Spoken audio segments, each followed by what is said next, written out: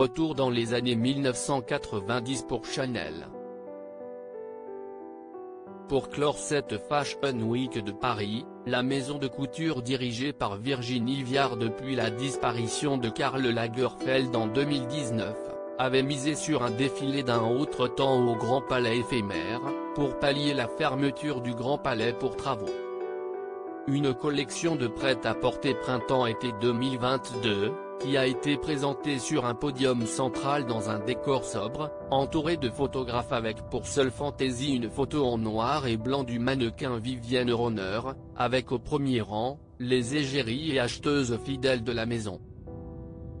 Parmi elles, Kristen Stewart, Lily Rose Depp, mais aussi Charlotte Casiraghi, en beauté pour l'occasion. Égérie mais surtout porte-parole de Chanel depuis janvier 2021, la fille de Caroline de Monaco est arrivée vêtue d'une robe blanche à manches ballon brodée de fleurs, de la collection Resort 2022, accessoirisée d'une paire de bottines pointues à talons. Chic avec son petit sac à main, Charlotte Casiraghi avait choisi une mise en beauté très fraîche et simple, avec un teint parfait et une bouche légèrement rosée, le tout avec un carré long légèrement ondulé.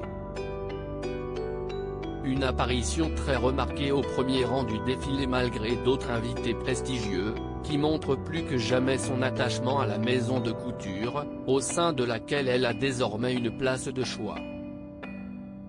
Charlotte Casiraghi, plus qu'une égérie pour Chanel en raison de l'amitié entre sa mère et Karl Lagerfeld, Charlotte Casiraghi a en effet toujours été une fidèle cliente de la maison Chanel, pour qui elle a développé il y a quelques mois des rendez-vous littéraires rue Cambon, un projet perpétuant l'amour inconditionnel de Gabrielle Chanel et Karl Lagerfeld pour la littérature, lors desquels une discussion s'organise autour d'un ouvrage entre plusieurs personnalités.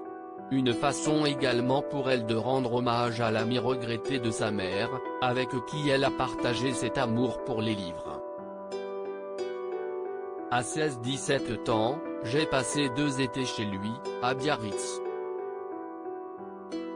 Il m'a fait découvrir Lou Andreas Salomé, la poésie d'Emily Dickinson et de René Maria Rilke, avait-elle ainsi confié, précisant que, à la fin de cet été, Karl Lagerfeld n'avait cessé ensuite de lui envoyer des livres de philo allemande super compliqués, des traductions d'ouvrages introuvables.